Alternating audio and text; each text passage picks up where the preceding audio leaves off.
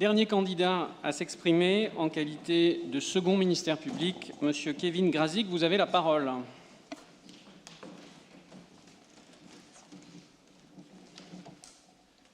Je vous remercie, Monsieur le Président.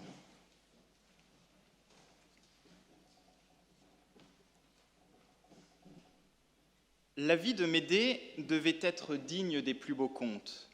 Une femme qui résiste à un père tyrannique pour aider son amour à obtenir la toison d'or, qui fuit avec cet amour, Jason, pour éviter le courroux de son père, qui défie l'opposition de tous pour l'épouser. C'est pourtant un destin funeste que les tragiques d'Euripide à Corneille ont mis en scène. En fuite, Médée et Jason se réfugient à Corinthe, sous la garde du roi Créon et sous le charme de sa fille Créuse. À la vue de la princesse, Jason en oublie aussitôt Médée. Il la répudie pour épouser sa nouvelle conquête. Consumée de jalousie, Médée empoisonne une tunique et une couronne nuptiale. Elle les fait envoyer à sa rivale, qui les enfile et succombe. Découvrant le cadavre de sa fille, Créon l'enlace et la couvre de baisers. Mais le poison ne s'était pas dissipé. Au contact de ses lèvres, un torrent de feu jaillit du diadème, pendant que la tunique déchire lentement sa chair. Le roi est mort avec la princesse. Monsieur le Président, Mesdames et Messieurs les membres du Conseil de l'Ordre, Madame, Messieurs les secrétaires, Mesdames, Messieurs, incontestablement, Médée a voulu tuer Créuse. Incontestablement, ce crime s'est étendu à Créon. En est-elle blâmable, elle qui n'a pas su, elle qui n'a pas voulu? La règle est claire, autant qu'elle est efficace. Il n'y a point de crime ou de délit sans intention de le commettre. Dans ce couple inséparable que forment l'élément matériel et l'élément moral de l'infraction, les juges ne peuvent faire l'économie de l'un ou de l'autre. Ainsi, notre affaire a beau être imprégnée des mêmes certitudes que la tragédie d'Euripide. Oui, les accusés ont ligoté une personne dans sa chambre pour la dépouiller. Oui, cette action était préméditée. Oui, une autre personne, cachée dans la chambre, a été privée de mouvement pendant l'attaque. Ces certitudes ne dissipent pas l'ombre entourant la culpabilité des accusés à l'égard de cette deuxième personne. L'éclaircie ne peut jaillir qu'en se demandant si la consommation de l'infraction de détention ou de séquestration arbitraire d'une personne déterminée requiert la connaissance par l'auteur de sa présence sur place. Les accusés ont eu l'intention de séquestrer une personne, les accusés ont eu l'intention de la déposséder. Cela ne fait aucun doute. Mais cette intention, incontestable à l'égard de la victime visée, atteint-elle la victime cachée ? La victime cachée n'est pas une victime comme les autres. Elle est inconnue, ce qui rend plus délicate la recherche de l'intention. Pour autant, le caractère intentionnel n'est pas nécessairement exclu.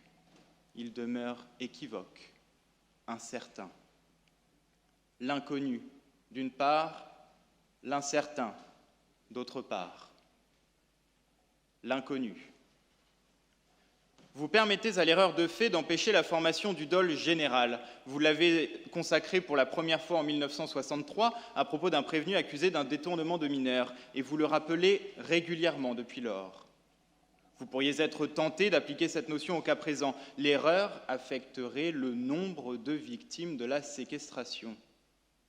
Dès lors, soit l'erreur est indifférente à la caractérisation de l'infraction, c'est l'erreur coupable d'abord, soit elle protège l'accusé contre son ignorance. C'est l'ignorance excusable ensuite. Votre cour refuse de considérer l'erreur de fait comme une décharge de responsabilité automatique. Autrement dit, toute erreur n'est pas de nature à écarter l'intention de l'accusé. L'erreur sur les mobiles, d'abord, n'est pas admise.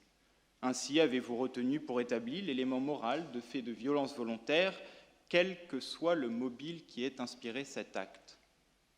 Othello s'est peut-être trompé sur la fidélité de Desdémone, son intention de la tuer n'est pas discutable. L'erreur sur la personne, ensuite, n'est pas plus admise comme excuse. En ce sens, vous avez retenu la qualification de tentative d'homicide volontaire avec préméditation pour un colis piégé ouvert par un voisin, malheureux ou un peu trop curieux, de la personne visée.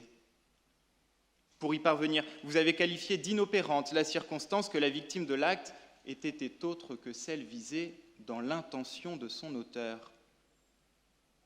Vous rejetez enfin l'erreur sur la faisabilité de l'infraction. Étrangler une personne préalablement étouffée reste punissable.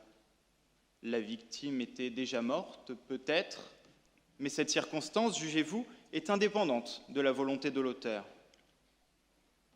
Dans ces trois cas, il est certain que sans erreur, le criminel n'aurait pas agi comme il l'a fait. Othello n'aurait pas tué sa femme s'il l'avait su fidèle. L'assassin n'aurait pas envoyé son colis piégé s'il avait su qu'une autre personne l'ouvrirait. Le criminel n'aurait pas tenté de tuer un homme s'il l'avait su mort. Pour autant, dans ces trois cas, l'agent est animé d'une volonté criminelle. C'est cette volonté criminelle que les juges recherchent pour caractériser l'élément moral de l'infraction. L'affaire de la Josacine empoisonnée l'illustre parfaitement. Une fillette, invitée à passer le week-end chez un camarade de classe, est décédée après avoir ingéré un produit contenant du cyanure, déposé là par l'amant de l'hôtesse. Ce Médée des temps modernes fut condamné à 20 ans de réclusion criminelle. Sûrement avait-il, par erreur, empoisonné la fillette. Certainement avait-il eu l'intention d'empoisonner le mari de sa maîtresse. Mais lorsque l'accusé enferme deux personnes sans connaître la présence sur place de l'une d'elles, il ne se trompe pas, il ignore. Or, errer et ignorer sont deux notions distinctes. Comme l'écrivait Rousseau, l'ignorance n'a jamais fait de mal, l'erreur seule est funeste. L'ignorance, elle, serait donc excusable. Si l'accusé ignorait qu'un tiers se trouvait sur place, comment pourrait-il avoir eu l'intention de le séquestrer ? L'ignorance serait excusable, elle ferait obstacle à la caractérisation de l'intention. La connaissance de la victime, seule, permettrait la condamnation. C'est ce que votre cour a semblé admettre en 2002. Et lorsque votre cour s'exprime, il faut l'écouter. Elle qui parle peu, elle qui sait l'exégèse qu'entraîne chacune de ses paroles. Ainsi a-t-elle estimé que l'élément moral de la séquestration résidait dans la conscience d'entraver la liberté d'aller et venir des victimes. La conscience. De son latin conscientia, elle signifie connaissance en commun. L'accusé doit être doté de cette connaissance, il doit savoir qu'il immobilise une personne. Or, cette connaissance, ce savoir, n'est possible que si l'accusé a connaissance de la présence de la personne sur place. À défaut, son ignorance serait un frein à la caractérisation de l'intention et à la condamnation qui en découle. Cette solution se justifierait tant en droit qu'en opportunité. En droit d'abord, car elle empêcherait que la responsabilité pénale pour une infraction volontaire soit recherchée pour des actes involontaires ou maladroits. Pensez à celui qui ferme les portes des bureaux alors qu'un employé zélé ou endormi s'y trouvait encore. En opportunité ensuite, car elle n'empêcherait pas le ministère public de poursuivre l'accusé pour l'infraction qu'il a recherchée. Un cambrioleur qui séquestre sans le savoir le propriétaire caché resterait responsable du vol commis. Et s'il immobilise intentionnellement une personne, il demeurerait coupable de séquestration à son égard. La victime cachée, cet inconnu dans la maison, ne serait pas démunie. Elle pourrait toujours réclamer l'indemnisation de son préjudice devant les juridictions civiles, là où la preuve de l'élément intentionnel n'est pas exigée. L'inconnu n'est donc pas sans conséquence sur le caractère intentionnel. Des arguments militent pour considérer qu'il le fait disparaître. Il le rend, à tout le moins, incertain. L'incertain.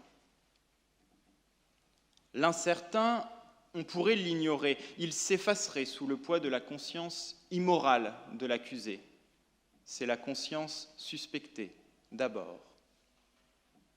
L'incertain, on peut aussi le consacrer, car le châtiment infligé à la mauvaise conscience laisse subsister le doute quant aux réelles intentions de l'accusé. C'est le doute respecté. Ensuite, la culpabilité, nous partage Dostoïevski par le biais de Raskolnikov, ne réside pas dans une faute particulière. Toute faute, si petite soit-elle, révèle le caractère infiniment corrompu de la volonté.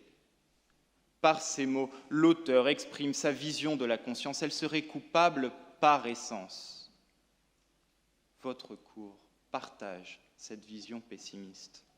Elle considère généralement que la conscience coupable doit s'apprécier de façon unique, globale, malgré la pluralité de victimes. Si l'accusé a bien voulu commettre son acte contre l'un, c'est qu'il l'a nécessairement voulu aussi contre tous les autres. Elle le fait d'une part au nom du principe non bis in idem, une qualification unique pour une action unique, motivée par une intention unique. Elle le fait d'autre part en cas d'indivisibilité des faits incriminés. Ainsi a-t-elle jugé, s'agissant d'actes de terrorisme, que quel que fût le nombre de victimes, les crimes dont le prévenu a été accusé procédaient, pour chacun d'eux, d'un acte unique relevant d'une même intention homicide. L'incertain serait alors balayé par la conscience coupable de l'accusé, fût-elle seulement partielle. Cette conscience coupable corromprait toutes les ramifications de son action.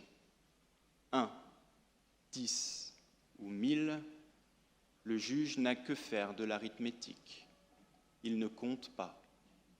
Si l'accusé séquestre une victime dont il n'a pas conscience de la présence sur place, c'est bien parce qu'il en séquestre une autre en connaissance de cause. C'est bien parce qu'il a élaboré, organisé, prémédité son projet. C'est bien parce qu'il a eu l'intention, en toute conscience, de commettre un crime.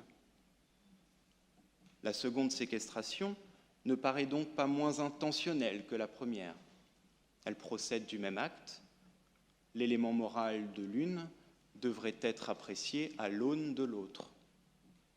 Et pourtant, on peut réduire le doute au silence. Il doit être respecté. Le doute. Le doute, nous l'enseignait Victor Hugo, montre et cache à la fois toute chose à demi. Le doute n'est pas la vérité. La vérité ne peut prospérer que là où le doute s'est dissipé. L'office du juge, qui est justement de rendre la vérité, ne permet pas de laisser le doute subsister. Surtout lorsque ce doute entraîne des conséquences aussi préjudiciables pour l'accusé. Car l'article 224-3 du Code pénal prévoit comme circonstance aggravante le fait de séquestrer plusieurs personnes. Comme quoi, 1, 10 ou 1000, il faudrait compter, au moins jusqu'à 2. La caractérisation de la séquestration à l'égard de la victime cachée présente ici tout son intérêt. Retenir l'infraction de séquestration à l'égard de cette deuxième personne permettrait d'aggraver la peine de l'accusé et requérir 10 ans de réclusion criminelle supplémentaire. Mais si l'accusé n'a pas connaissance de la présence de la victime, comment peut-on être certain de son intention à son égard ? Le doute, alors, ne le protégerait plus. Pire, le doute se retournerait contre lui.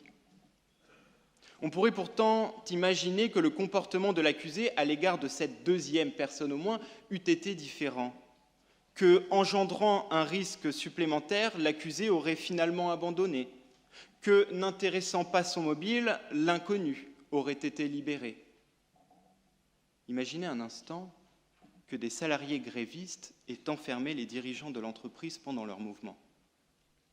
Imaginez maintenant que, sans le savoir, ils aient aussi enfermé l'un des leurs. Pensez-vous réellement que les grévistes aient eu une intention criminelle vis-à-vis de ce salarié ? Pensez-vous réellement que s'ils avaient eu connaissance de sa présence, ils ne l'auraient pas libéré ? On peut raisonnablement penser que si un individu savait qu'il séquestrait une personne, peut-être aurait-il renoncé. Peut-être l'aurait-il laissé s'échapper. Peut-être. Ce n'est pas sûr. Mais l'inverse non plus. Et le doute profite à l'accusé. Quand le messager informa Médée de la mort de Créuse et de son père, celle-ci lui répondit « Oh, la plus belle des nouvelles !» Par là même, elle dévoila l'intention coupable qui la guidait, tuer sa rivale et emporter son père pour anéantir le royaume de Corinthe. Mais le rideau ne tombe pas toujours comme dans les tragédies grecques, une fois l'intrigue révélée. Vouloir séquestrer une personne ne signifie pas toujours vouloir en séquestrer une autre, inconnue et étrangère au projet. Si l'accusé l'avait su, l'aurait-il laissé croupir ou repartir? C'est l'inconnu, c'est l'incertain. Dans le doute, vous casserez. Je vous remercie.